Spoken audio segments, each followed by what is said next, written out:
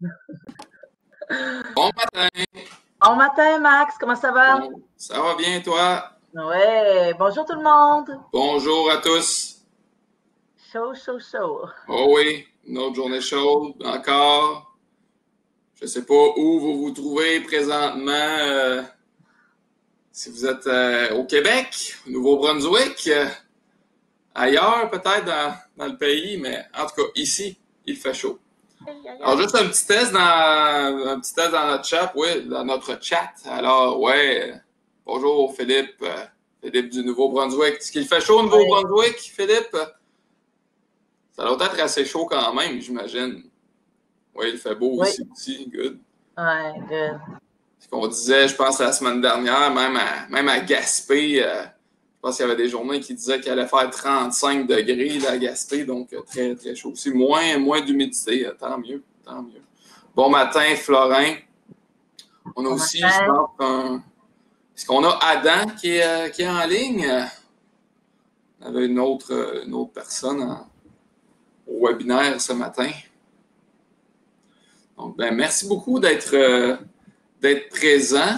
Euh, on sait que vous êtes des habitués à la formule des webinaires, donc vous pouvez déjà aller dans Le pôle. les pauses. Oui, exactement. Bon, je vois, c'est ça que vous avez déjà répondu. Donc, oui, des habitués à notre formule de webinaire. On espère Exactement.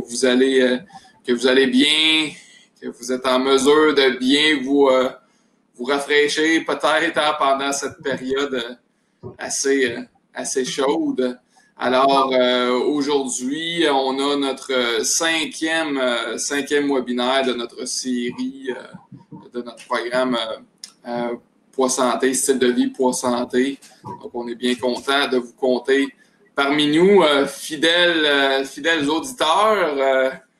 On sait que là, peut-être qu'il y en a qui sont en congé aussi Et, ou qui, ouais, c'est un long week-end. ouais, long week-end avec les congés. Ici, en tout cas au Québec, là, avec le congé férié de demain, congé de la Fête du Canada la semaine prochaine. Il y a beaucoup qui prennent des congés bien mérités Ouais, durant cette période-ci. Alors, on va vous lire. Ben, juste avant, ouais, c'est ça, on on va va fermer enlever nos les caméras. caméras. Hein? Ouais, Oui, on oui, ferme nos absolument. caméras. On va revenir vous en fin de présentation. Donc, toujours pour avoir un écran un peu plus grand. Alors, comme à l'habitude, on a nos messages d'intérêt public à vous lire avant de débuter. Alors, la présentation, vous allez voir, est la propriété intellectuelle du ministère de la Défense nationale. Toute reproduction ou retransmission des diapositives contenues dans cette présentation est strictement interdite. Certains des sujets abordés dans ce séminaire en ligne peuvent être de nature sensible et ne sont pas appropriés pour les enfants. Nous demandons la discrétion des parents. Veuillez comprendre que les histoires des gens sont les leurs et que tout ce qui est partagé par les participants à ce séminaire en ligne, que ce soit devant la caméra ou dans le chat, ne doit pas être discuté en dehors du séminaire. Et ce séminaire en ligne est enregistré et pourra être visionné ultérieurement sur cafconnexion.ca ou surtout aussi la plateforme YouTube là, des services de bien-être et morale des forces canadiennes. Et bien que la participation active soit encouragée, vous pouvez simplement suivre sans utiliser le chat ou les fonctions vidéo microphone si vous le préférez. Et puis aussi, comme on dit, là, toute information ou toute question identificatoire sera supprimée là, lors de l'analyse des réponses là, que vous faites là, à nos questions là, dans les sondages. Alors, c'est ça. On peut passer à la prochaine. T'avais-tu quelque chose à ajouter, Marie-France? Je pense pas. Non, pas du tout, ça va. Alors aujourd'hui, comme je le disais, on en est à notre cinquième séance sur les 6 du programme Style de vie Poids Santé. Aujourd'hui, on va s'attarder aux différents facteurs qui influencent le poids. Donc, dans les dernières semaines, c'est la semaine passée, on a parlé beaucoup d'épicerie, comment faire une épicerie santé. On vous a appris à à comment lire, comment décortiquer des étiquettes nutritionnelles, des tableaux de valeurs nutritives, des listes d'ingrédients, etc. Des 2 semaines auparavant, on s'était attardé plus spécifiquement à certains nutriments, les gras, le sucre, les protéines, les glucides. Et puis en première semaine, là, on vous avait plus parlé de dépenses énergétiques, de principes de base de son alimentation, assiette équilibrée, tout ça. Donc, oui, c'est certain que l'alimentation et l'activité physique sont les 2 grands facteurs qui influencent notre poids corporel, mais il faut comprendre aussi qu'il y en a d'autres de ces facteurs-là qui sont parfois sous notre contrôle, parfois un peu moins, mais ouais, différents facteurs qui ont une grande influence sur le poids. Et puis, ce qui fait que des fois, les gens ne comprennent pas pourquoi ils ont de la difficulté à perdre du poids ou à maintenir un poids santé parce qu'ils se disent, ben pourtant, je suis actif, je fais de l'activité physique, je m'entraîne, je mange quand même relativement bien, je mange pas des trop grandes portions, tout ça. Mais fait que des fois, c'est la réponse à leurs questions se trouve dans ces autres facteurs-là. Fait que justement, dans cet atelier-là, vous allez apprendre comment l'alcool, le stress et le manque de sommeil ont une influence sur votre poids. Puis il y a d'autres facteurs aussi qui sont liés au style de vie, qui sont à l'origine de nos difficultés à gérer notre poids, telles que les diètes, les fameuses diètes miracles ou les régimes aussi, et nos choix au restaurant également ont une grande influence sur notre poids corporel. Et justement, par rapport à ça, je vais aller partager une petite question. Ah, c'est déjà fait. Merci, Marie-France. Oui, je viens de la partager, là. Section pause. On vous demande, on vous dit parmi les éléments suivants, lequel influence le plus votre alimentation, donc la façon dont vous mangez. Est-ce que c'est l'alcool? Est-ce que c'est le stress? Est-ce que c'est le manque de sommeil? Pour vous, est-ce que c'est de suivre une diète là, spécifique? Je pense qu'il y a aussi... Aller au restaurant aussi. Oui, c'est ça. Il était caché. J'avais une autre fenêtre d'ouverte, je ne le voyais plus. Fait aller souvent au restaurant. Donc, notre fréquence au restaurant. Donc, ça, c'est vraiment une introspection. Il n'y a pas de bonne ou de mauvaise réponse à ça parce que c'est propre à chacun. Ce qu'on sait, c'est que ces éléments-là ont une influence sur notre alimentation. Je pense que ce qui est bon peut-être qu'est-ce que ça va vous apporter, cette séance-là, cet atelier-là, c'est de comprendre justement un peu plus comment ça a vraiment une influence sur votre poids. Donc, on a une personne qui dit que c'est le manque de sommeil, c'est assez bien réparti, hein? Une personne qui répond que c'est le manque de sommeil, une autre personne que c'est de suivre une diète et quelqu'un d'autre que c'est d'aller souvent au restaurant. Ouais. Puis il y en a parfois, ça va être même plusieurs de ces facteurs-là, de ces éléments-là. Absolument. Donc, je vais laisser Marie-France débuter avec la première partie, le premier élément qu'on va aborder aujourd'hui. Je te laisse la parole, Marie-France. Merci, Max. Le premier élément qu'on aborde aujourd'hui, c'est l'alcool. L'alcool a effectivement un impact sur notre poids. Les gens ne réalisent pas toujours à quel point qui va influencer différents facteurs qui vont justement agir sur le poids. Donc, l'alcool, aussi qu'on appelle, c'est une molécule d'éthanol, contient 7 calories par gramme. Donc, si vous vous rappelez combien les glucides et les protéines avaient de calories par gramme, on est presque au double, hein? Donc, et les glucides et les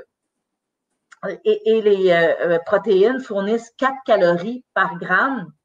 Les lipides, eux, c'est 9 calories par gramme. Donc, la molécule d'alcool, l'éthanol, elle se situe à peu près dans le milieu entre les deux. Donc, c'est dire que c'est quand même assez calorique par rapport aux glucides. On dit que ce sont des calories qui sont vides En fait, l'éthanol a aucune vitamine, ne contient aucun minéraux, aucune fibre aussi. Donc, c'est pas un nutriment qui est essentiel. Ça n'apporte rien de particulier, de bénéfique au corps. D'ailleurs, le corps élimine l'alcool, l'éthanol comme un déchet parce que puisque ça devienne, en fait, va l'éliminer même rapidement parce que ça devient un déchet toxique pour le corps. Donc, une autre particularité de l'alcool, c'est que ça a vraiment une grosse influence sur notre appétit. Souvent, les gens vont prendre un petit verre en début de repas, même manger, même boire sans avoir mangé pour justement ouvrir l'appétit. Et ça ouvre l'appétit sur des aliments qui vont être surtout riches en sodium et en gras. Pas pour rien qu'on va servir des petits plats d'arachides salés sur les comptoirs ou de pretzels sur les comptoirs des bars pour que les gens mangent davantage et bien entendu, ben, puisque c'est salé, comme on l'a vu, et c'est gras, souvent, ça nous donne le goût de prendre plus de liquide pour apaiser notre soif. Donc, ces aliments-là aussi qui sont riches en sodium et en gras, hein, on l'a vu, sont souvent réconfortants. Donc, on a tendance à en manger plus. C'est rare qu'on va prendre un verre de bière, par exemple, avec une pomme ou un verre de vin avec, je sais pas moi, quelque chose de salé, ben, pas de salé, mais de sucré, bon pour la santé, malgré que le vin, ça, on le trouve souvent avec pas mal de choses. Mais si on reste avec la bière, là, une bière avec une pomme ou une pêche ou un brocoli. Un brocoli, voilà. Exactement. Donc, c'est l'hypothalamus hein, qui est beaucoup affecté. En fait, l'hypothalamus qui est dans notre cerveau en présence de l'alcool est un petit peu confus. En fait, ça va agir sur certaines hormones qui sont responsables de la satiété et ça va dérégler cette hormone-là, ce qui fait que ben on ne sait pas quand s'arrêter de manger. Donc, on a souvent tendance à manger beaucoup plus. Il y a des études qui ont été faites auprès de gens qui consomment de l'alcool. C'était en 85 qui disait, en 1985, qui disait que 16% des buveurs consommaient plus de nourriture. J'ai revu dernièrement sur Netflix un reportage sur l'effet de l'alcool sur le corps humain où ils ont repris l'étude et effectivement, c'était à peu près ça de 16 à 20% de plus chez les gens qui prenaient de l'alcool, allaient consommer plus de nourriture que le groupe témoin qui avait pas d'alcool. Donc, c'est un fait. Donc, le dire que l'alcool, ça stimule l'appétit, ben, c'est un fait. L'alcool a aussi, pourquoi? Donc, il faut comprendre que si on consomme plus de nourriture, on consomme plus de calories, mais c'est sûr que ça a une incidence sur le poids. Donc, on prend plus de calories, mais l'alcool aussi, ça freine l'élimination des graisses, entre autres. Parce qu'une fois que l'alcool est ingéré, le foie va vraiment privilégier le traitement de l'éthanol. Avant tous les autres macronutriments qu'on a vus, là, avant les glucides, puis avant le gras, parce que, justement, étant donné que le corps doit se débarrasser rapidement de la molécule d'éthanol qui est toxique, donc va privilégier avant tout va utiliser l'éthanol comme source d'énergie ou pour brûler ça rapidement. Ce qui fait que ben, au moment où on consomme de l'alcool, ben, les graisses, les glucides, les protéines, entre autres les graisses et les glucides qui généralement sont utilisés comme source d'énergie, ben, vont plutôt être stockés dans le corps sous forme justement de graisse, entre autres. Et puis, le foie aussi va transformer l'alcool en différentes substances qui vont favoriser justement la fabrication des acides gras. Donc, on a comme un double dépôt on dit graisseux, là, surtout dans des zones précises, l'abdomen, entre autres, et le foie. Donc, dans les dépôts de gras dans le foie chez les gens qui prennent de l'alcool et qui mangent justement plus d'aliments salés et gras, c'est ce qu'on appelle le foie gras, entre autres, là, qui est un problème de santé qui est quand même assez répandu, plus qu'on pense, mais aussi dans la zone frontale de l'abdomen, hein, donc ce qu'on appelle aussi parfois la bédaine de bière. Donc, le gras va avoir tendance à se déposer dans ces zones-là du corps humain.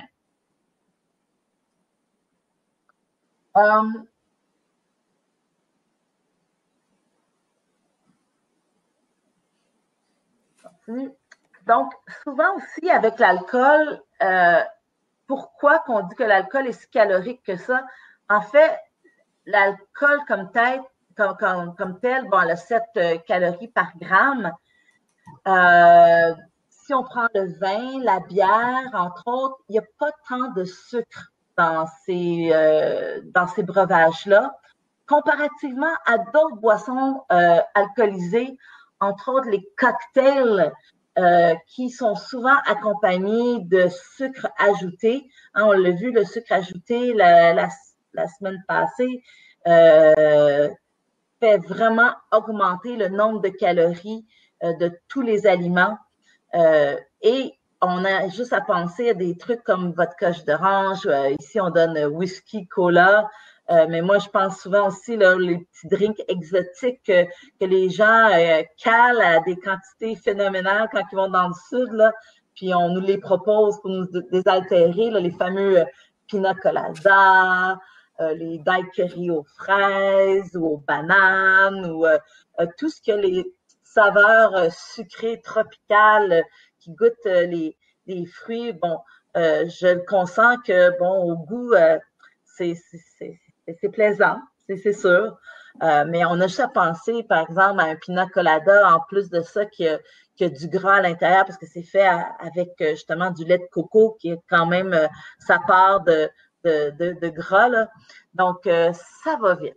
Les calories ingérées, là, ça va assez rapidement. C'est la même chose avec, on vous a mis ici combien de calories contient votre alcool préféré. Là. Je ne sais pas si vous le voyez, mais bon, le vin blanc, le vin rouge, puis maintenant, même quand on va à la SAC, pour aller chercher du vin, maintenant, c'est indiqué le nombre de grammes de sucre que vous avez dans vos consommations dans le vin par rapport au millilitre. Donc, c'est une façon peut-être de choisir le vin qui contient moins de sucre, mais par rapport à l'alcool, il y aura quand même toujours entre 11 et 15 d'alcool dans le vin. Vous avez les vins fortifiés, là, comme les Porto, par exemple. Ces trucs-là, on voit que ça a beaucoup plus de calories, la concentration de sucre, parce qu'on ajoute aussi du sucre dans ces breuvages-là. Les digestifs, je pense entre autres là, les crèmes irlandaises comme le Baileys, les crèmes de café, les liqueurs de café. Si vous regardez, là, ça a quand même pas mal de calories. Puis ici, on parle là, pour la moitié du volume d'un verre de vin, par exemple. Là. Donc, on double, puis presque facilement là, le nombre de calories dans chacun de ces drinks-là. Et vous avez aussi les fameux coolers, là, tout ce qui est fait à base de jus de fruits qu'on nous vend à l'épicerie. Donc, ça, c'est beaucoup de sucre ajouté. Donc, c'est sûr que toute cette consommation-là d'alcool sucré va faire, entre autres, favoriser la prise de poids. On dit aussi que de consommer une très, très grande quantité d'alcool fait augmenter le cortisol qui favorise la prise de poids. Le cortisol, ben ça, c'est une hormone justement qui est sécrétée par le corps humain, mais surtout aussi en période de stress. Max, je ne sais pas si tu voulais rajouter quelque chose sur l'alcool. Non, ben non, c'est très bien expliqué. Je vois dans les commentaires, là, Florent, il dit la quantité compte aussi, bien évidemment. C'est sûr que ça prendre une ou deux consommations d'alcool dans notre semaine, c'est peut-être pas ça qui va avoir la plus grande influence sur le poids. Mais 2 litres, ouais, 2 litres par jour. 2 litres ou 2 consommations? 2 litres par jour, ouais, ça c'est certain que ça, oui, ça va avoir une grande influence sur le poids, ouais. Tant mieux que ce soit une blague, mais il y en a quand même qui ont une consommation d'alcool assez élevée. Puis même quelqu'un, tu sais, je ne sais pas si vous connaissez les directives de consommation d'alcool à faible risque où on indique aux gens, où on suggère aux gens un certain nombre de consommations d'alcool à ne pas dépasser par jour, par semaine et tout ça. Bon, de façon générale, on dit que c'est de 2 à 3 consommations d'alcool par jour maximum pour les directives à faible risque. Mais, tu sais, quelqu'un qui s'en tiendrait à ça, ou même si je le fais de façon un peu plus générale, une femme qui consommerait un maximum de 10 consommations par semaine et un homme qui consommerait un maximum de 15 consommations par semaine. Puis ça correspond aux directives à faible risque, là.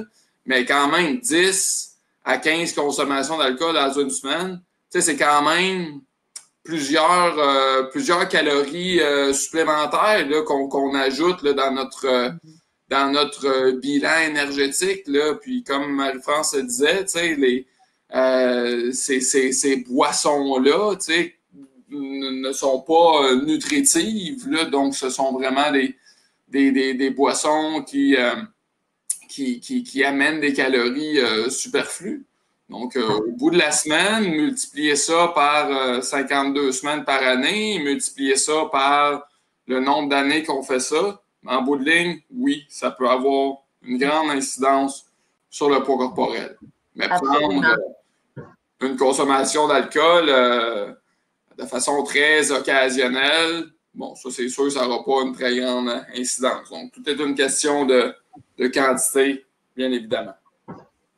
Oui, puis aussi, surtout en période de canicule en ce moment, où est-ce qu'on cherche à se désaltérer, on transpire beaucoup, on veut remplacer les liquides perdus. Beaucoup de gens vont se tourner vers l'alcool. Et puis l'alcool, ben, elle a aussi l'effet diurétique, là. Donc, on se déshydrate. Entre autres, quand on fait du sport, tu sais, ça, je pense que c'est une légende urbaine qui a quand même qui perdure. Il y a beaucoup de gens qui pensent encore que, par exemple, prendre une bière après un entraînement va les aider à récupérer, puis bon, parce que c'est des glucides, tout ça, mais l'effet, l'organisme, lui, après l'exercice, si on lui fournit de l'alcool, ben justement, il va empêcher l'organisme de refaire le plein de glycogène. Donc, c'est le contraire. Si on prend de l'alcool après avoir fait du sport, ça diminue notre récupération. Comme que je l'ai dit, comme je viens de le dire. Puis en plus de ça, quand on vient de faire de l'exercice, une des principales choses qu'on doit faire, c'est de se réhydrater. Mais avec l'alcool, ça a l'effet contraire, ça déshydrate le corps. Donc ça aussi, ça retarde la déshydratation, retarde la récupération. On dit aussi que ça diminue le taux de testostérone. Donc, le corps va construire moins de masse maigre. Puis, si on construit moins de masse maigre, ben, l'effet qu'on recherche parfois quand on fait de l'exercice qui continue de brûler des calories après l'activité physique, ben ça aussi, ça diminue. Donc, c'est sûr que puis en plus de ça aussi, ce que j'ai lu par rapport à l'alcool, Max, c'est que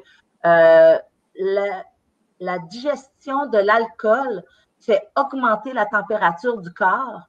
Et pour la récupération, on cherche à descendre la température du corps. Donc, on a comme tout l'alcool vient faire tout l'effet contraire pour nous aider à récupérer. Et en plus, l'alcool peut, à la longue, être un facteur pour les blessures sportives. Donc, le manque de récupération, puis si en plus de ça, pendant l'activité physique, on prend de l'alcool, on est plus à risque de se blesser.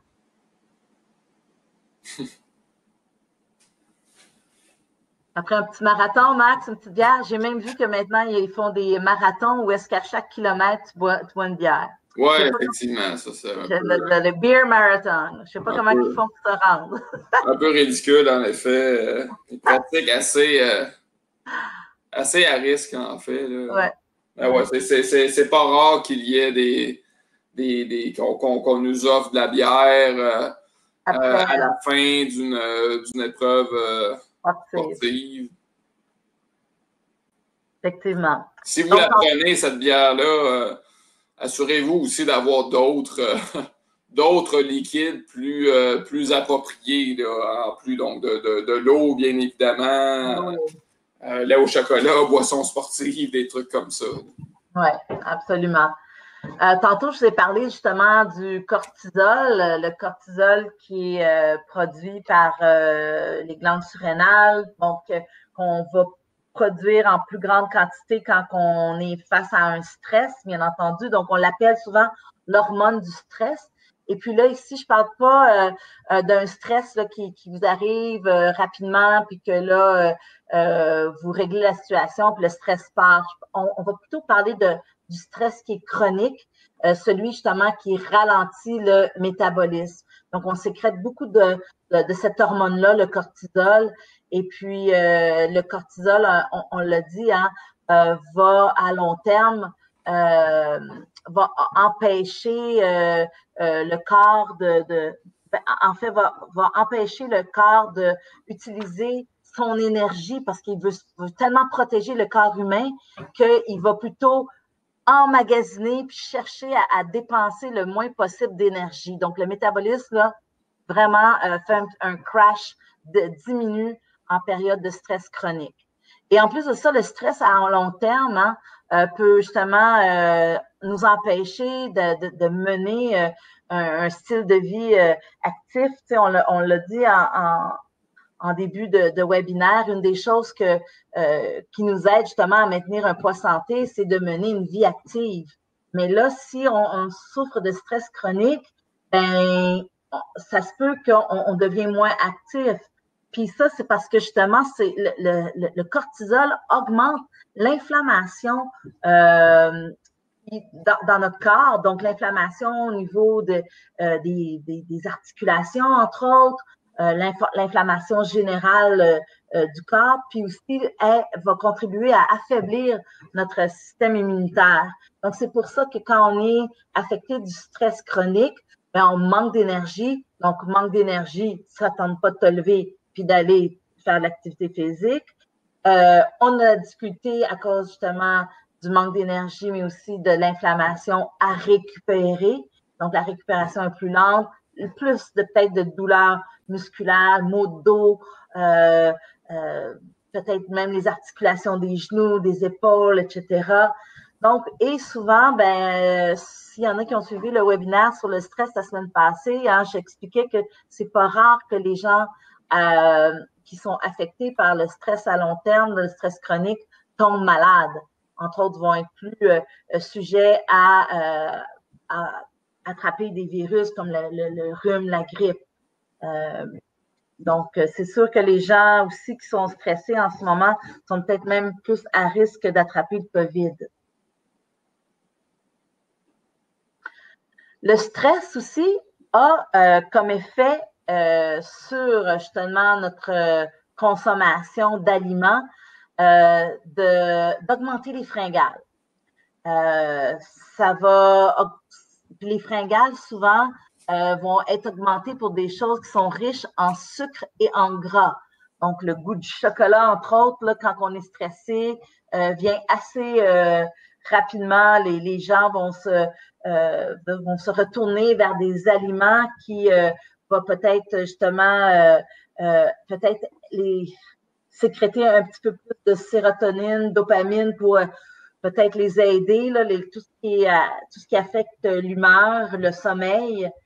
Mais le cortisol, justement, peut avoir des effets sur la digestion, entre autres, et le sommeil, l'humeur. Donc, c'est à ne pas négliger. Puis le cortisol aussi, hein, on va le voir, là, quand il est trop élevé au cours de la journée, ben ça peut vraiment, vraiment venir perturber notre sommeil. Et si notre sommeil est perturbé, ben ça a vraiment des conséquences sur notre poids santé. Donc, le stress agit vraiment.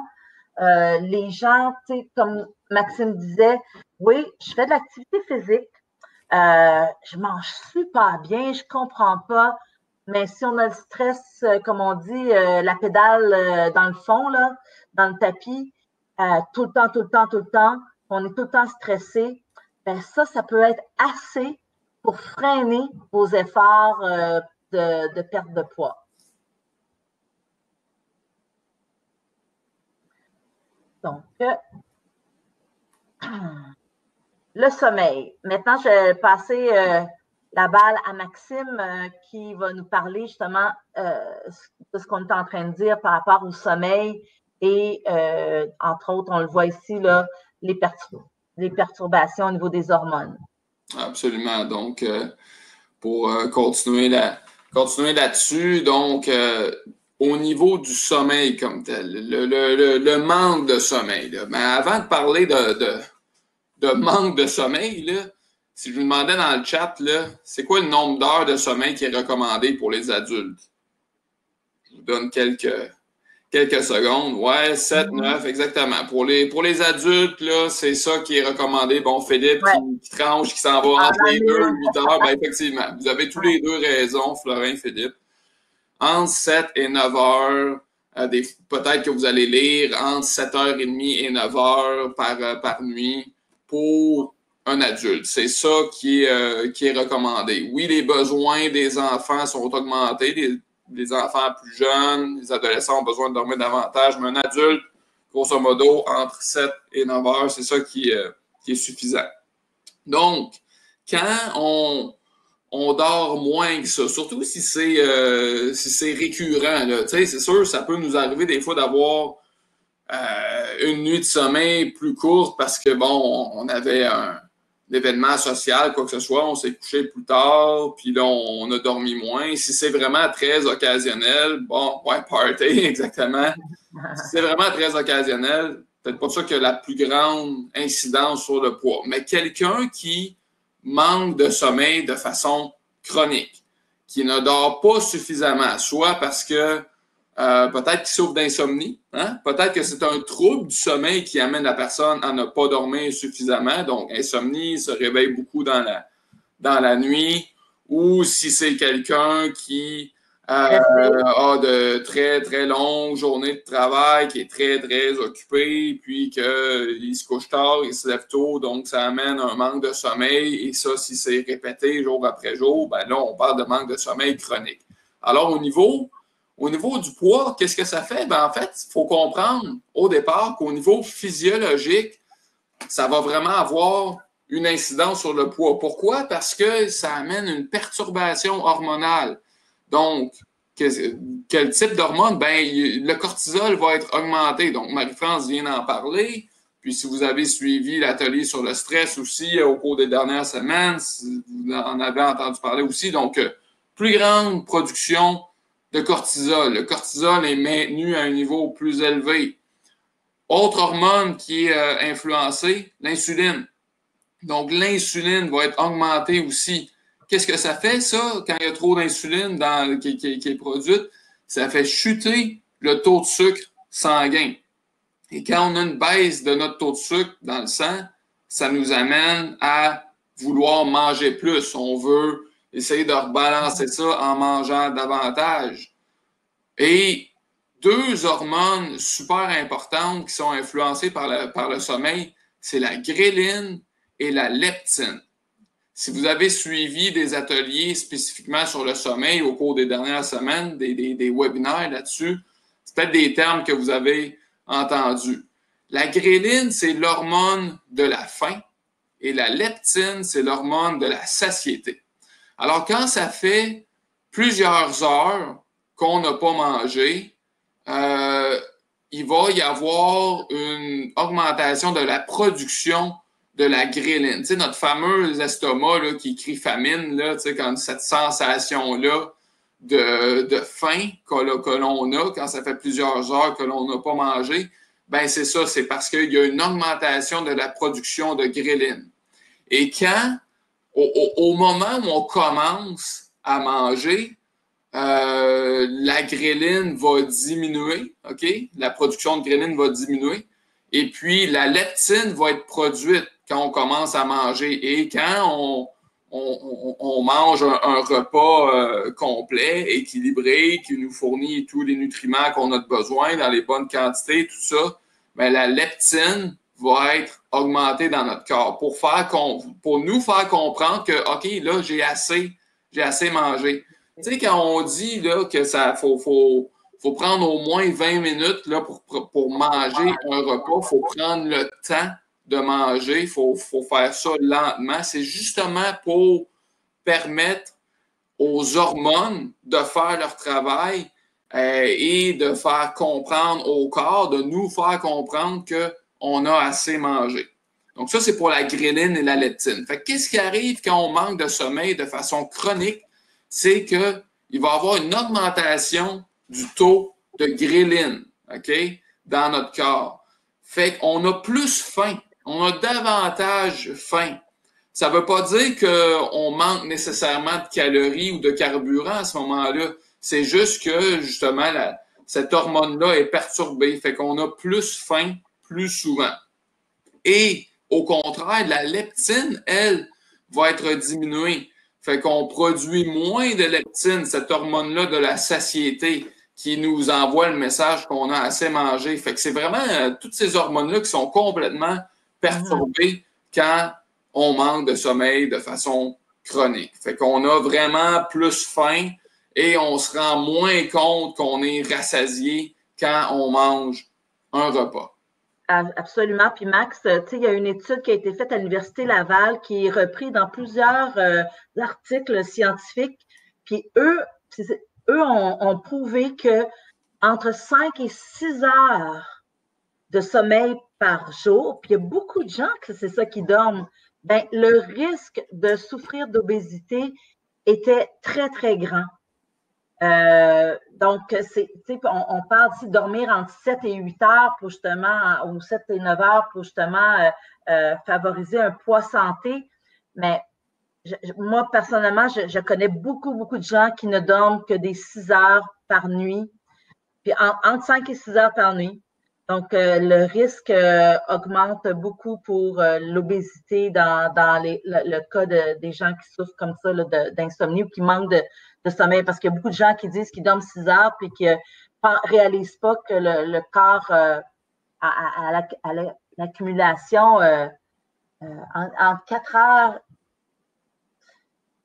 jusqu'à vendredi, 19 heures, ouais, in training. Ouais, c'est sûr que nos militaires... c'est difficile parfois de combler là, les heures de sommeil qui sont nécessaires pour la santé, là, mais en tout cas, je trouvais juste que c'était intéressant de savoir que c'était une étude de chez nous là, qui est au niveau scientifique là, qui a fait la preuve de ça. Absolument. Fait que ça, c'est au niveau vraiment hormonal, au niveau physiologique, mais au niveau comportemental. Qu'est-ce que ça amène, le manque de sommeil aussi? Tu sais, veux pas, quand on est fatigué, ça affecte notre humeur aussi, hein? Ça affecte ça peut affecter nos émotions aussi. Donc, on a un plus grand désir de se récompenser avec la nourriture. On essaie de, en fait, oui, de se récompenser, on essaie de compenser aussi. Tu sais, le corps, il va essayer d'aller chercher d'autres façons de se stimuler, de rester éveillé également et de se récompenser aussi parce que justement, notre humeur est peut-être un peu plus à fleur de peau, on est un peu plus impatient. Peut-être plus stressé, plus anxieux, tout ça quand on manque de sommeil.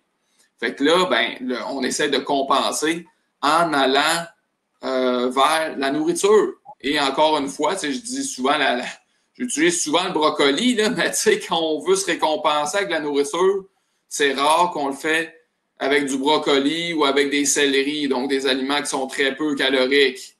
Souvent, on va y aller vers des aliments qui sont sucrés, qui sont gras, qui sont salés, donc des aliments qui sont transformés, des aliments qui sont souvent très riches en calories. L'exemple parfait, le chocolat, là, c'est gras, c'est sucré, un petit peu de caféine aussi, très peu, il y en a quand même un peu. Donc, c'est ce genre d'aliments-là qu'on essaie d'aller de se procurer. De la crème glacée aussi, on a l'exemple sur l'image que là, en haut, encore là, c'est du gras, c'est du sucre.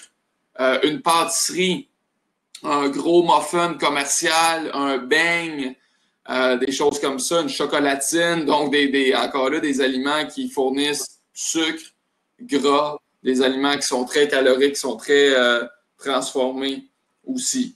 Fait qu'on essaie de gérer nos humeurs, de gérer nos émotions avec les aliments. Puis aussi, veut pas également, quand on est fatigué, quand on manque de sommeil, on cherche des fois des stimulants avec la caféine. Donc, oui, ça se peut qu'on prenne plus de café, mais si dans notre café, on met beaucoup de crème et qu'on met beaucoup de sucre, là, ça, c'est des calories supplémentaires qu'on ajoute. Le café comme tel ne contient pas de calories, ou sinon vraiment très peu, là, c'est négligeable. Mais quand on ajoute beaucoup de crème, beaucoup de sucre, ou si on prend un café aromatisé, là, avec la chaleur intense, peut-être qu'on est plus porté à prendre un cappuccino glacé ou des trucs comme ça. Donc, encore là, des boissons stimulantes, mais qui contiennent beaucoup de sucre. Les boissons énergisantes aussi, Red Bull, Monster, Rockstar, des trucs comme ça, qui sont stimulantes, qui nous fournissent de la caféine pour nous maintenir éveillés, mais souvent, ça va être bourré de sucre également. Donc, on recherche ces aliments-là pour se garder éveillés, mais souvent, ça apporte beaucoup de calories superflues. Et puis, ça vient s'ajouter aux calories que l'on mange déjà, là. Mais aussi, quand on dort très peu, comme Florin, c'est très peu d'heures de sommeil. Donc, quand on est réveillé, quand on est éveillé plus longtemps, veut pas, on a plus d'opportunités de manger parce que s'il y a un moment dans une période de 24 heures où est-ce qu'on mange pas, c'est bien quand on dort. Alors, si on est plus éveillé, plus d'opportunités de manger. Et même, je dirais présentement, je fais une petite parenthèse, là, pas nécessairement par rapport au sommeil, mais plus par rapport au télétravail. Donc, en étant en télétravail, pour certaines d'entre vous, d'entre nous, c'est certain que quand il y a un garde-manger dans notre bureau, donc on est à la maison, donc le frigidaire est à portée de la main, le garde-manger aussi, donc plus d'opportunités de manger également. Ça aussi, ça peut avoir une incidence sur le poids. Donc, je reviens au manque de sommeil. Également, qu'est-ce que ça fait? C'est qu'en étant plus fatigué, on peut être moins actif au quotidien. Fait qu'on est plus porté, peut-être, pas pour tout le monde. C'est sûr, comme Florin, j'imagine peut-être que vous êtes vous travaillez beaucoup, mais si on est fatigué, on va peut-être être plus porté à rester assis, à avoir un mode de vie un petit peu plus sédentaire. Donc, on brûle moins de calories dans notre quotidien. Mais ce que ça fait aussi, c'est que quand on est fatigué, des fois, c'est l'activité physique qui prend le bord, parce que justement, on est trop fatigué pour aller faire notre séance d'activité physique, notre sport, notre course à pied, notre partie de soccer, notre séance de musculation, quoi que ce soit. Si on est trop fatigué, ben encore là, on bouge moins, on brûle moins de calories, combiné aux calories supplémentaires qu'on mange, qu'on consomme parce qu'il y a plus d'opportunités de manger, combiné aux calories supplémentaires provenant de nos boissons stimulantes, combiné à notre perturbation hormonale et tout ça. En bout de ligne, oui, le manque de sommeil a une grande incidence sur le poids. Puis ça, c'est pas quelque chose qui était expliqué, qui était mentionné il y a quelques années, mais maintenant, on sait que oui, ça a vraiment une grande incidence sur le poids.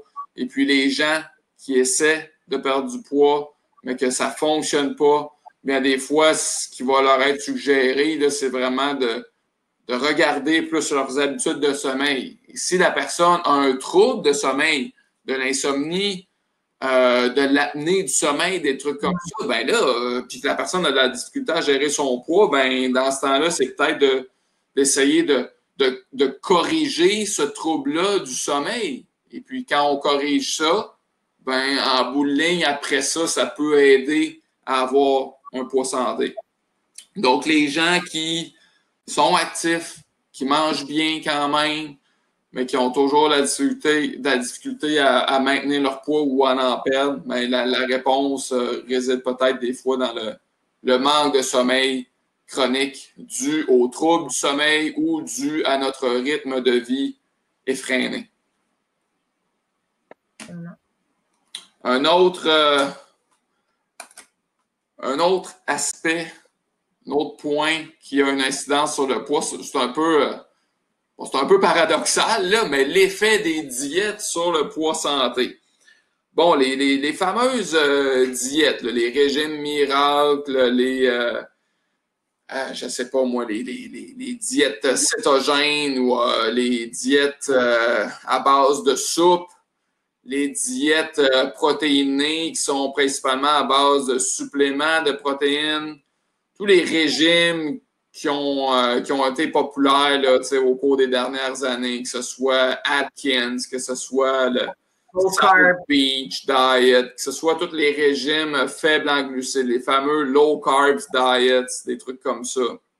Donc, c'est de ça qu'on parle là, ici, là, quand on parle des diètes. Donc, la plupart de ces diètes-là, l'objectif de ça, c'est de perdre du poids. Mais il faut comprendre qu'en bout de ligne, ça va nuire à la perte de poids, ça va nuire au maintien d'un poids santé. Bon, première des choses, c'est que ces diètes-là, ça ne reflète pas nos habitudes. OK? Souvent, ce sont des diètes qui sont très restrictives au niveau des calories, donc très peu de calories qui vont être fournies, qui vont être acceptées dans ce type de diète-là. Très restrictives au niveau du type d'aliments. Donc là, on oublie les repas au restaurant, on oublie les repas entre amis, en famille, les occasions de fêter, de socialiser, de se voir, tout ça. Ce type de repas-là, souvent, va être exclu des diètes. Donc là, c'est pour ça que ça ne reflète pas nos habitudes. La plupart des diètes, là, des régimes miracles, on ne peut pas maintenir ça à long terme. Premièrement, parce que c'est très mauvais pour la santé. On va le voir un petit peu dans les autres points. Mais deuxièmement, parce que ça ne tient pas compte de notre mode de vie, ça ne tient pas compte du fait qu'on a des enfants, ça ne tient pas compte de nos goûts, de nos intérêts aussi par rapport à la cuisine, par rapport à l'alimentation. Aussi, au niveau des diètes, ça peut affaiblir le système immunitaire. Pourquoi? Parce que, comme je l'ai dit, dans la plupart de ces diètes-là, il y a beaucoup d'aliments qui vont être proscrits, qui vont être bannis, OK? Que ce soit les féculents dans certaines diètes, que ce soit même des fois les fruits qui sont bannis, les légumineuses, des trucs comme ça, souvent des aliments qui contiennent des glucides. Il faut comprendre que ces aliments-là, ça ne fournit pas juste des glucides, là. Ça fournit des fibres, ça fournit des vitamines, des minéraux, donc beaucoup de bons éléments nutritifs. Alors, quand on les retire de notre alimentation, ben, on peut avoir des déficits en certaines vitamines, certains minéraux, en fibres aussi. Donc oui, ça peut avoir un impact négatif sur notre santé. Ça peut nuire à notre système immunitaire, donc plus difficile de combattre les maladies. On est plus propice à tomber malade aussi. Et puis également, souvent, les diètes qui sont très faibles en calories, ben, ça va amener de la fatigue aussi. Là, ça, c'est bien évident. Là. Les diètes peuvent également nous déshydrater. Fait que souvent, la perte de poids rapide au début d'une diète, c'est souvent parce qu'on perd une grande quantité d'eau, okay? De l'eau de H2O, là, okay? Donc, souvent, la perte de poids rapide qui est promise, hein, qui nous est vantée avec ces diètes-là, la perte de poids rapide arrive. Okay? Donc, ça, c'est un piège, hein, des diètes, parce qu'on nous promet qu'on va perdre du poids rapidement. Puis, effectivement, quand on suit une diète, souvent, on va perdre du poids rapidement. Mais ce qu'il faut comprendre, c'est que il y a une grande quantité du poids perdu, que c'est de l'eau, H2O, que l'on perd. Oui, on perd un peu de gras aussi, mais également, on va perdre de la masse musculaire. Une perte de poids rapide, on en avait parlé au premier webinaire, c'est quoi un bon rythme de perte de poids? Mais une perte de poids qui est rapide va souvent nous amener à perdre de la masse musculaire aussi. Et ça, c'est pas une bonne chose, là, okay? Parce qu'on diminue notre métabolisme là, à ce moment-là. Je reviens là-dessus sur le métabolisme, là, sur la prochaine diapositive.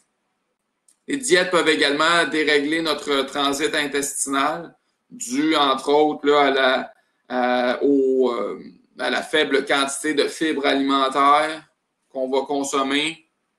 Les diètes peuvent faire perdre de l'énergie. Tu comprends? Si nos besoins énergétiques, là, selon notre âge, notre poids, notre niveau d'activité physique, si nos besoins énergétiques sont autour de, je ne sais pas, moi, 1800 calories ou 2000 calories, on va faire un chiffron, là, 2000 calories, puis que notre diète à base de soupe là, nous fait consommer à peine 1000 calories, ben OK, au début, peut-être que ça va être correct, on va être capable de toffer, hein, mais après quelques jours, là, l'énergie va être beaucoup plus basse. Là. Et ça peut provoquer des troubles du sommeil aussi. Puis là, ben ça nous ramène aux diapositives d'avant, hein, quand on a des troubles du sommeil, quand on ne dort pas suffisamment, ben là, il y a une perturbation hormonale qui a une incidence sur le poids, comme on l'a dit. Et les diètes peuvent nous rendre de mauvaise humeur aussi, hein, quand on est un peu comme quelqu'un qui essaie d'arrêter de fumer, mais quelqu'un qui essaie d'arrêter de manger des glucides, qui essaie d'arrêter de manger des éléments un peu réconfortants, tout ça, ben ça a un impact sur notre humeur aussi.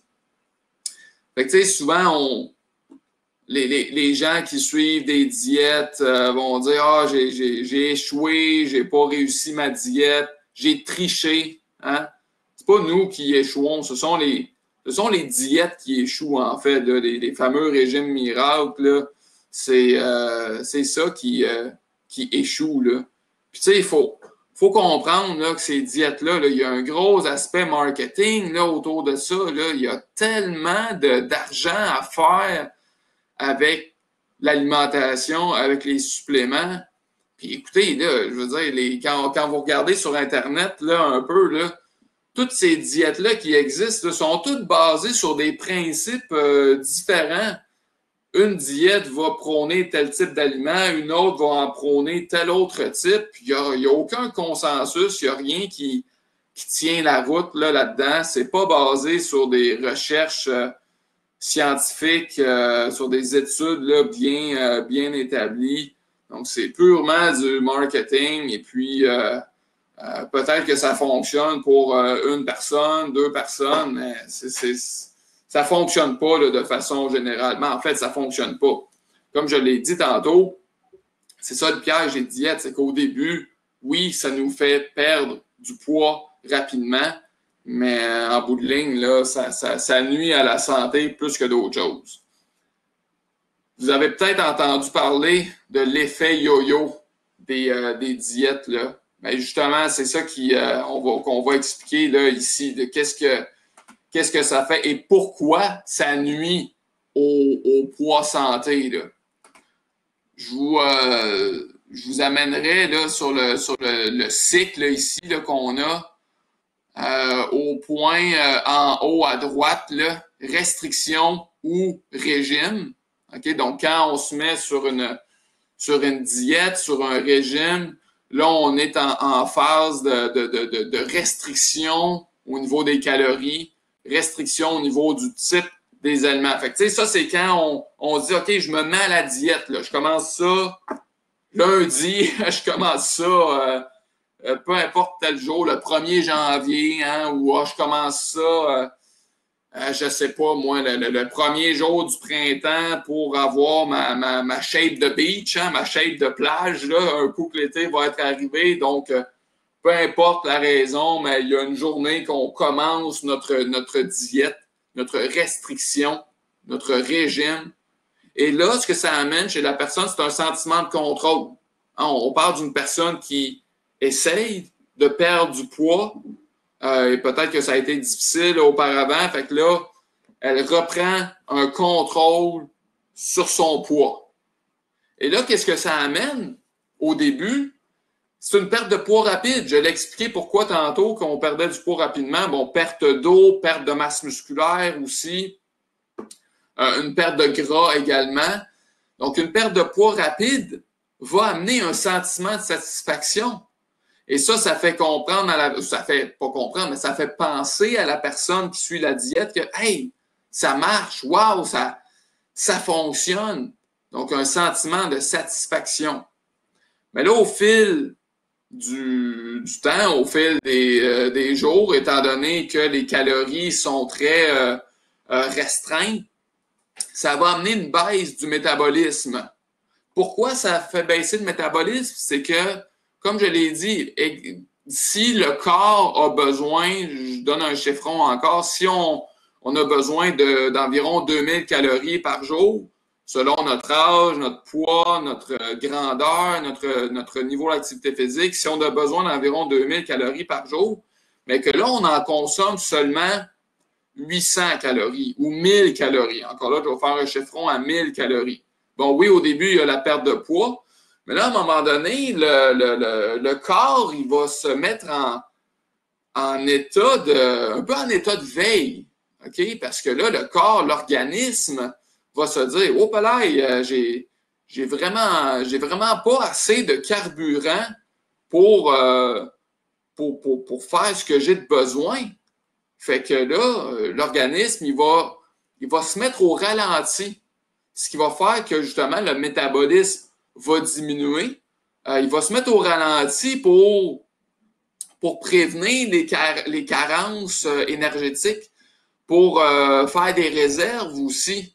Fait que là, il y a une baisse du métabolisme et puis ce qui fait que à cause de cet état de veille-là, ben, l'organisme, au lieu de continuer à brûler les calories qu'on lui fournit ou à brûler les réserves de graisse qu'on a déjà, ben là, l'organisme, il va conserver ses réserves de graisse parce qu'on lui fournit pas assez de calories. Fait qu'il est vraiment comme en état de plus de survie, si on veut. Là. On veut pas brûler toutes nos réserves. Là. On se met au ralenti. Là. C'est un peu comme si vous étiez pris dans la forêt l'hiver, que vous avez une certaine quantité de bois à brûler pour vous maintenir au chaud, mais que vous ne savez pas combien de temps que vous allez être pris dans le bois, dans la neige.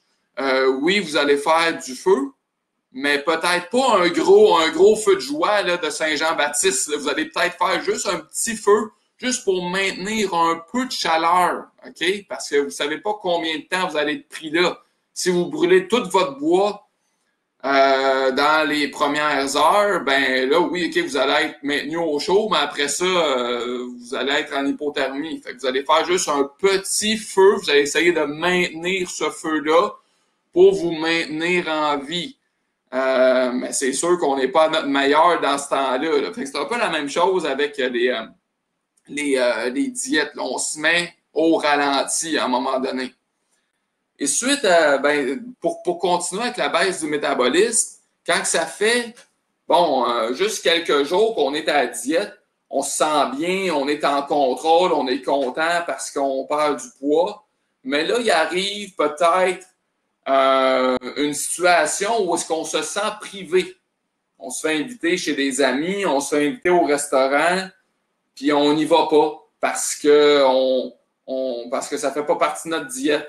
Ou on va chez des amis, mais on apporte notre lunch, on apporte notre repas avec soi et on se sent privé de ne pas manger quelques croustilles, on se sent privé de ne pas manger le repas qui nous est fourni, on se sent privé de ne pas prendre un verre de vin, on se sent privé de ne pas manger le morceau de shortcake aux fraises que moi j'ai mangé en fin de semaine et sans aucune culpabilité. Donc, on a ce sentiment-là de privation quand on est à la diète.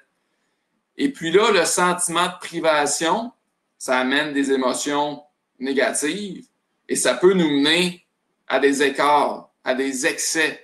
Que là, on fait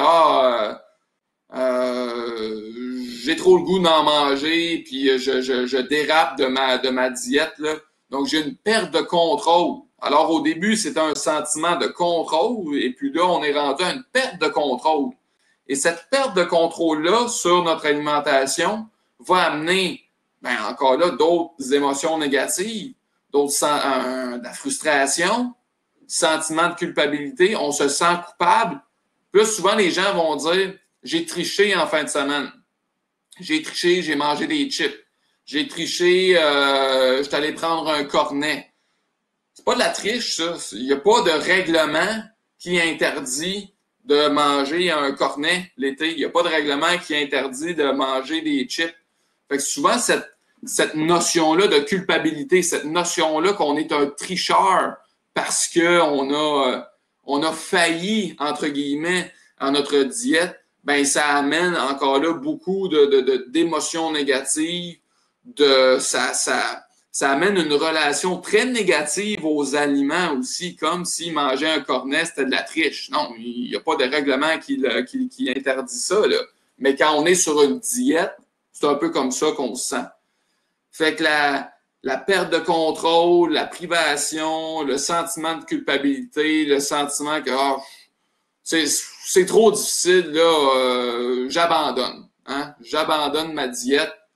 Puis là, je reviens à mes anciennes habitudes.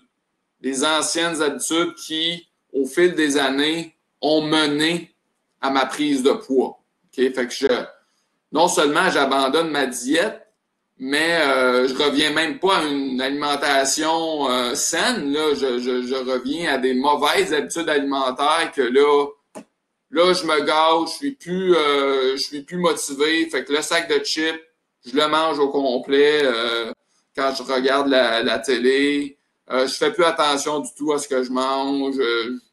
Je mange ma poutine régulièrement, puis tu sais, vraiment les anciennes habitudes qui reviennent. Mais là, le problème, là, c'est que notre métabolisme là, qui avait diminué quand on était en déficit calorique ou en carence calorique, mais quand on revient aux anciennes habitudes, notre métabolisme, lui, il reste au ralenti. Il est encore en état de veille. Mais là, le problème, c'est qu'on fournit à notre organisme beaucoup de calories à ce moment-là. Mais l'organisme, il demeure au ralenti, fait qu'il va continuer à garder ses réserves de gras corporels. Il va toujours demeurer inefficace à brûler le carburant qu'on lui fournit en plus grande quantité en plus. Fait que là, non seulement on reprend le poids qu'on avait perdu avec notre diète, mais peut-être parfois plus. Et ça, c'est assez bien démontré là, que souvent les gens qui suivent une diète, quelques mois après avoir suivi leur diète, là, ils ont repris tout le poids qu'ils avaient perdu durant leur diète et même parfois plus. Okay? Et là, ça, quand on se repèse hein, sur la balance, là, mais encore là, c'est très démotivant, donc ça amène un sentiment d'échec, une baisse d'estime de soi. Et puis là, jusqu'à la prochaine diète, jusqu'au prochain moment où est-ce que la personne se dit « OK, ça n'a plus d'allure, là, je me reprends en main, je refais une diète, je reprends contrôle sur mon alimentation, sur mon poids. » Et là, le cercle vicieux recommence. Et là, au fur et à mesure que l'on répète ce type de cercle vicieux-là, au fil des années, l'organisme est tout chamboulé, le métabolisme est vraiment bas également, l'organisme est complètement inefficace à brûler les réserves de tissu adipeux que l'on accumule au fil des années. L'organisme, il ne fonctionne plus bien, là. Il est complètement déréglé. Là. Okay? Donc, c'est pour ça le fameux...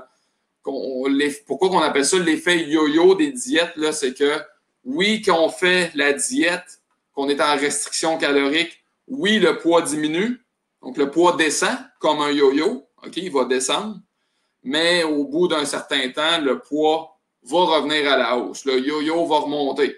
On fait une autre diète, le yo-yo redescend, on perd du poids, mais après ça, il va remonter.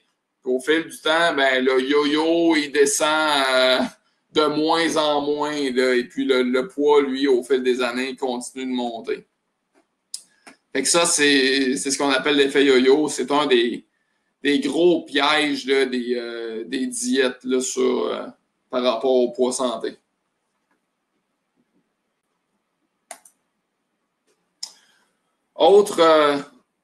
Autre point qui a une incidence sur notre poids, ça c'est vraiment par rapport à nos comportements aussi, les restaurants. Okay? La fréquence à laquelle on va au restaurant a une incidence sur notre poids. Okay? Encore là, si on va au restaurant très occasionnellement, là, si ça ne fait pas partie de vos habitudes d'aller au restaurant, bon, stressez-vous pas trop avec ça. Mais si c'est dans vos habitudes d'aller au resto, il faut comprendre que la nourriture au restaurant est très calorique. Okay? Même les légumes vont souvent être plus caloriques. Pourquoi? Parce qu'on va y ajouter du beurre pour rehausser le goût. Fait que souvent, il va y avoir plus de beurre, plus de matière grasse cachée dans nos aliments. Fait qu'il y a des grandes quantités d'aliments on pourrait dire indésirable dans ce qu'on prend au resto. Les portions sont démesurées. Je ne sais pas si vous êtes capable de voir sur l'image que là, l'assiette, là, bon, il semble quand même avoir pas mal de verdure, pas mal de salade, mais encore là, la salade, si elle est noyée de vinaigrette, encore là, ça va apporter quand même beaucoup de calories. Tu sais, une salade César, à la base de la laitue romaine, il n'y a à peu près rien là-dedans, c'est principalement de l'eau. Il n'y a à peu près pas de calories. Mais on lui ajoute beaucoup de vinaigrette, on lui ajoute des croûtons, du bacon, parfois du fromage aussi. Fait que là, à ce moment-là, notre salade devient très calorique, même si l'ingrédient de base de la laitue est très peu calorique. Mais oui, c'est ça, au resto, les portions sont démesurées.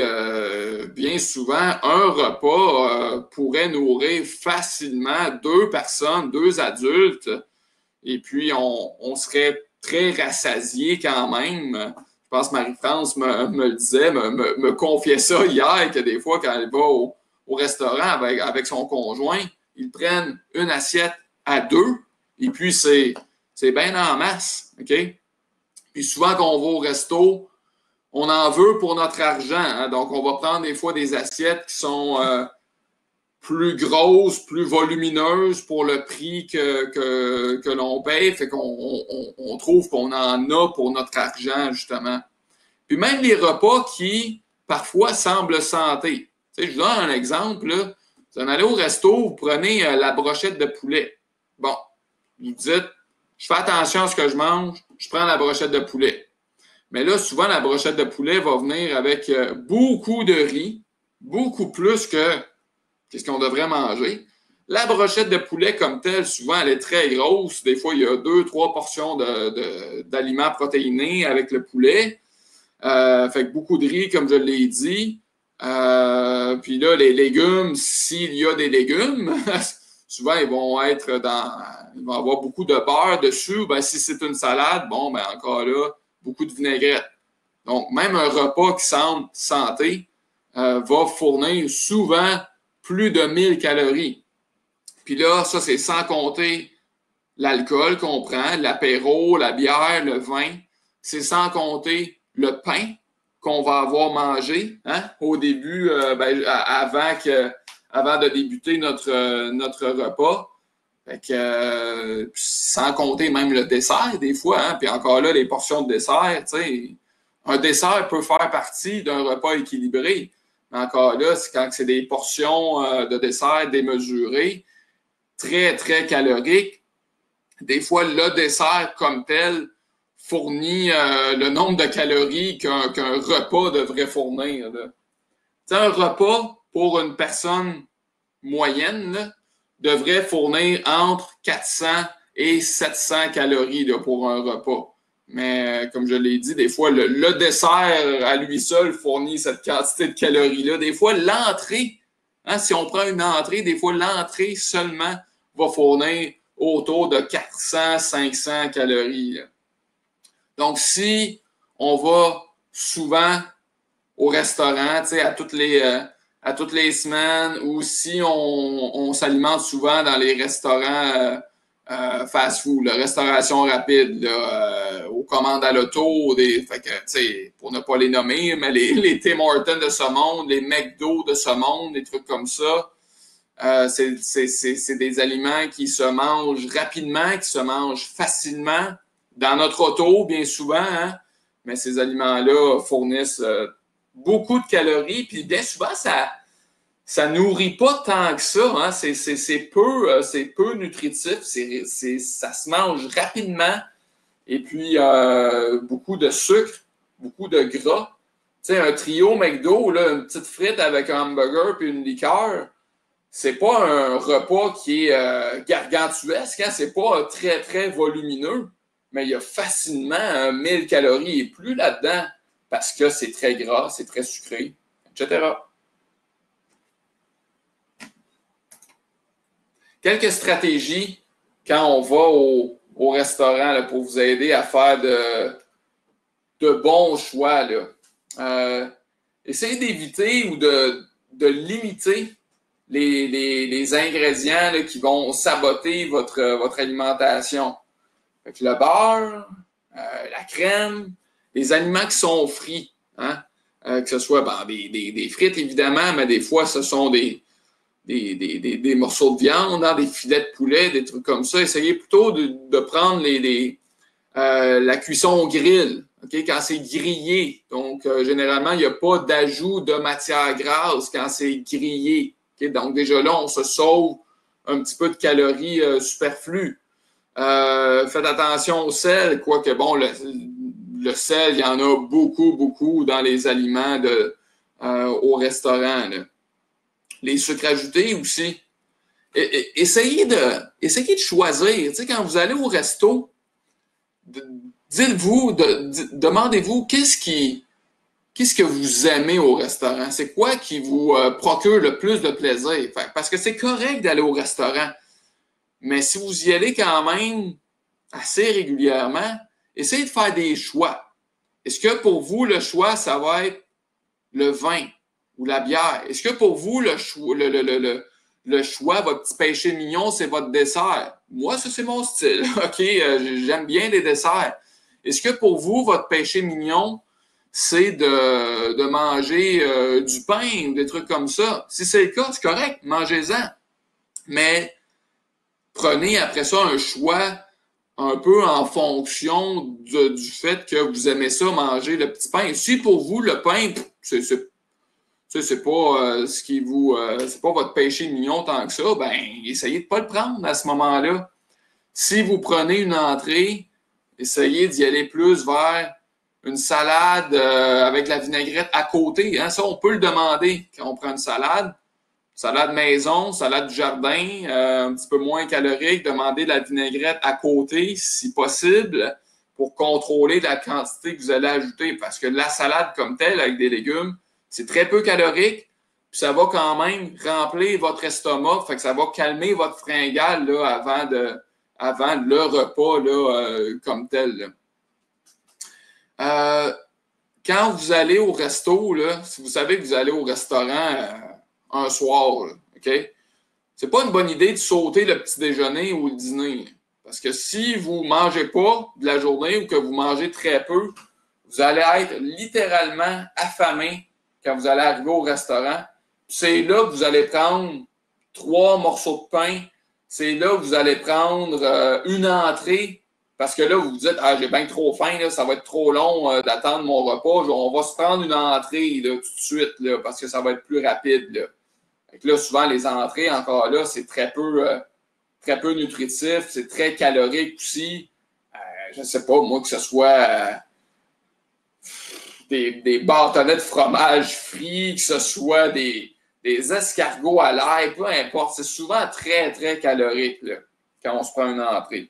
C'est souvent une stratégie aussi, Max, excuse-moi, mais que les gens vont faire, justement, tu disais, quand tu sais que tu t'en vas souper dans un restaurant, je ne sais pas, un restaurant italien ou peu importe, là, puis tu sais que ça va être un repas qui va être calorique, bien souvent, les gens, comme stratégie, ont, ben gars, j'en prendrai pas pendant la journée pour toutes les prendre à ce repas-là. Exact, c'est ça. Mais là, on mange beaucoup trop, là, à ce moment-là. Puis après ça, en plus, c'est plus difficile à digérer, là. Fait que si vous savez que vous allez manger tard, vous savez que vous allez manger au resto là, à 8 heures le soir, quelque chose comme ça serait très correct de prendre une collation vers 17 heures. Pas un souper, là, mais une collation nutritive, fruits, crudités, des trucs comme ça. Encore là, pour calmer votre faim, hein, pour calmer votre appétit et arriver au resto sans être littéralement affamé puis sauter sur le bol de pain comme une mouette. Là. Donc, une petite collation là, en fin d'après-midi serait une bonne stratégie. Comme on l'a dit souvent, là, tout dépendant des restaurants, si c'est de la fine cuisine française, peut-être que les portions sont plus petites, mais généralement, dans les chaînes de restauration, là, les franchises, là, les Boston Pizza de ce monde, je sais pas, moi, les Barbies de ce monde et des trucs comme ça. Souvent, les portions sont très, très grandes, même juste Saint-Hubert ou des trucs comme ça. On nous sert beaucoup trop de nourriture. Fait ayez le réflexe, sachez que quand votre assiette va arriver, elle va être trop grosse. Okay? Il va y avoir beaucoup trop de nourriture dedans. Ayez le réflexe de peut-être manger juste la moitié ou le 3/4 de votre assiette. Dites-vous tout de suite que vous allez peut-être rapporter des restes. Ou, comme je l'ai dit, comme on l'a dit, partager une assiette à 2, si c'est possible. Il y a certains restaurants qui nous offrent maintenant des portions modérées. Tu sais, la poitrine de poulet là, qui est gigantesque, là, allez-y vers la portion modérée. Vous allez être tout aussi satisfait. Puis vous allez quand même consommer moins de calories. Vous pouvez demander des fois plus de légumes aussi. Si je l'ai dit, oui, des fois les légumes vont avoir du beurre, des trucs comme ça. Oui, c'est vrai. Mais tu sais, ou remplacer, quand on vous donne des choix d'accompagnement, là, tu sais, des fois on nous donne 2 choix d'accompagnement. Ben, prenez pas les frites et le riz, OK? Parce que là, ça fait beaucoup trop de calories à ce moment-là. Il faudrait au moins avoir un choix que c'est des légumes. Mais non, les frites, c'est pas considéré dans les légumes, là, OK? Fait que allez-y vers les légumes, vers des portions modérées. Et puis oui, on peut manger 2 fois avec moins de calories. Ouais, il y a certains aliments là, qui ont une faible densité énergétique, donc ils fournissent très peu de calories. Laitue ou autres légumes. Là. Oui, il y a possibilité de manger beaucoup ou des bonnes portions tout en consommant très peu de calories. Il y a Isabelle Huot, la docteure en nutrition, là, quand même assez visible là, dans les médias, mais il y a quelques années, a fait un très bon livre qu'on sert beaucoup, Marie-France et moi, au travail. Là. Ça s'appelle Kilo Solutions.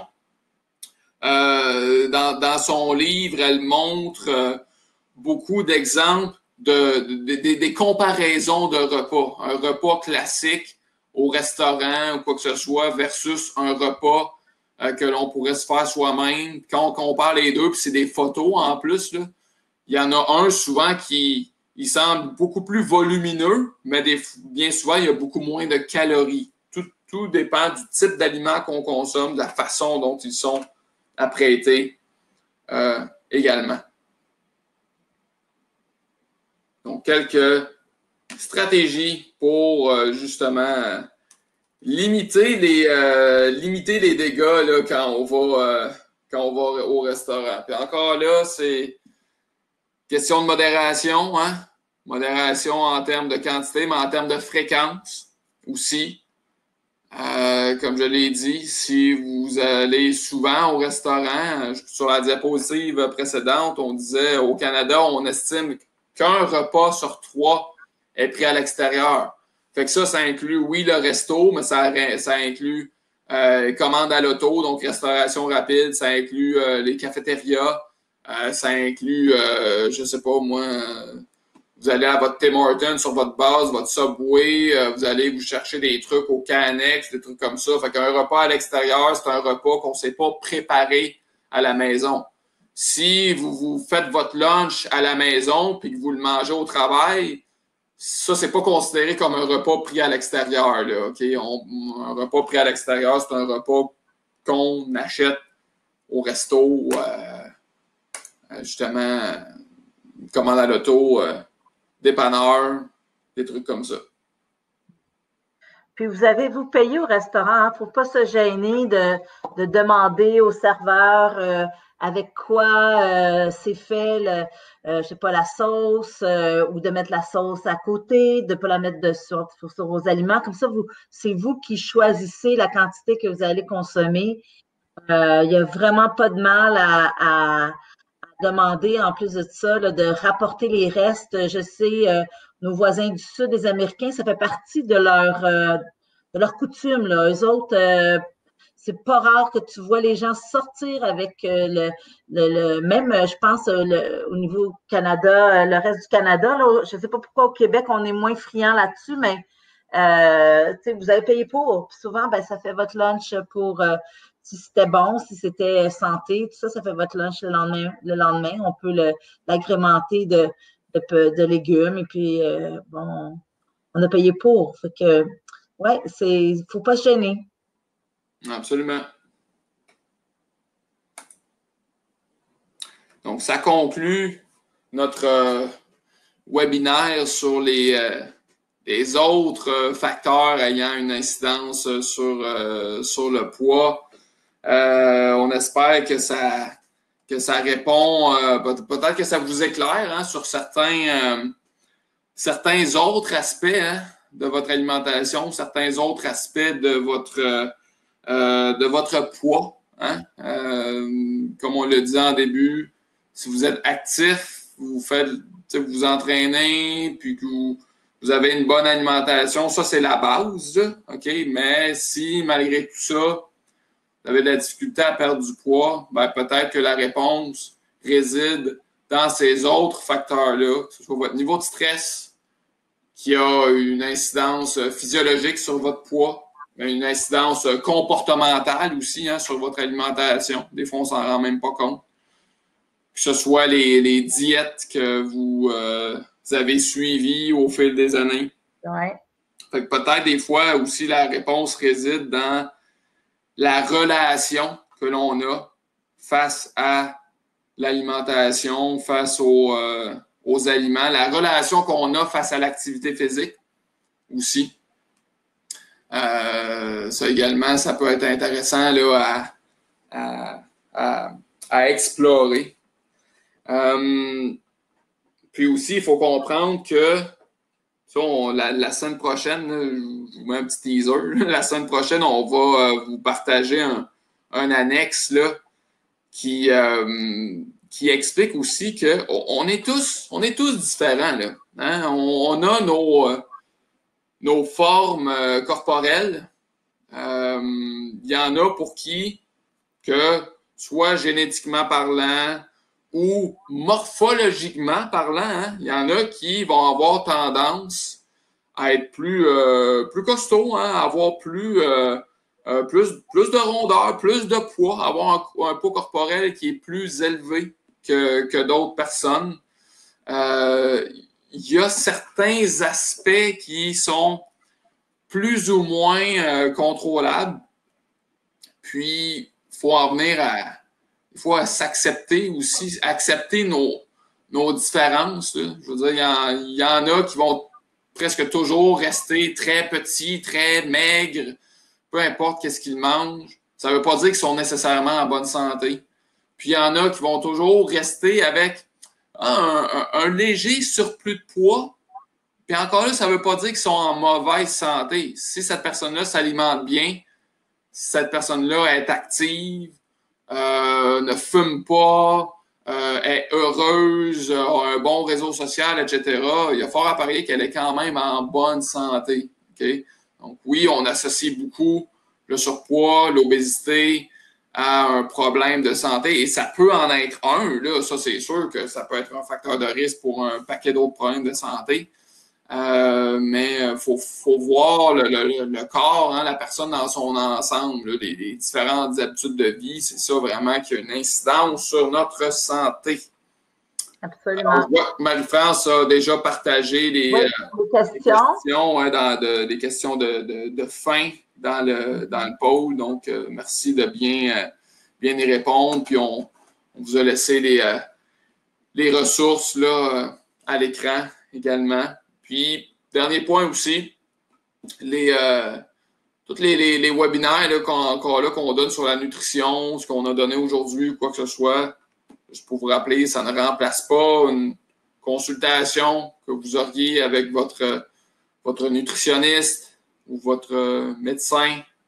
Okay? Donc, bien important de suivre les recommandations là, médicales que vous faites donner là, par vos autres professionnels de la santé. Donc, vous avez les ressources, programme d'aide aux membres, ligne directe pour la prévention du suicide, encore là, des informations sur la COVID, la ligne d'info pour les familles, etc. Et puis, la semaine prochaine, donc, on vous met maintenant, juste pour vous informer de notre sujet, ça va être notre dernier webinaire avant l'été. Donc, j'espère que vous y serez. Donc, comme Maxime vous a mentionné, donc, on va vraiment parler des obstacles, qu'est-ce qui nous empêche parfois d'avoir une saine alimentation, puis comment qu'on fait justement pour réagir quand on fait des écarts ou quand ça va bien, tout ça, on sait qu'on fait des rechutes. Ben, comment qu'on fait pour revenir, comme on dit, sur la bonne voie. Puis c'est surtout aussi qu'on va donner des conseils puis des ressources pour justement cuisiner différemment, puis aussi manger différemment, pour justement que vous soyez capable là, d'atteindre vos objectifs que vous vous êtes fixés en début de programme style de vie poids santé. Donc, le 30 juin, la semaine prochaine à 10 heures. Donc, on y sera et j'espère que vous y serez aussi. Je vais remettre ma caméra pour vous saluer. Oui. Alors, bravo tout le monde. Et puis, je vous souhaite une très, très belle journée. Alors, il faut bien hydrater aujourd'hui. Oui. Lâchez pas. Absolument. Et puis, si vous avez des questions, on est là encore pour 1 minute pour répondre à vos questions. Sinon, ben, bon week-end aussi. Bonne Saint-Jean. Oui. Oui. Et amusez-vous. Bon congé, absolument. Merci à tout le monde. Bonne journée, bonne semaine. Bonne semaine.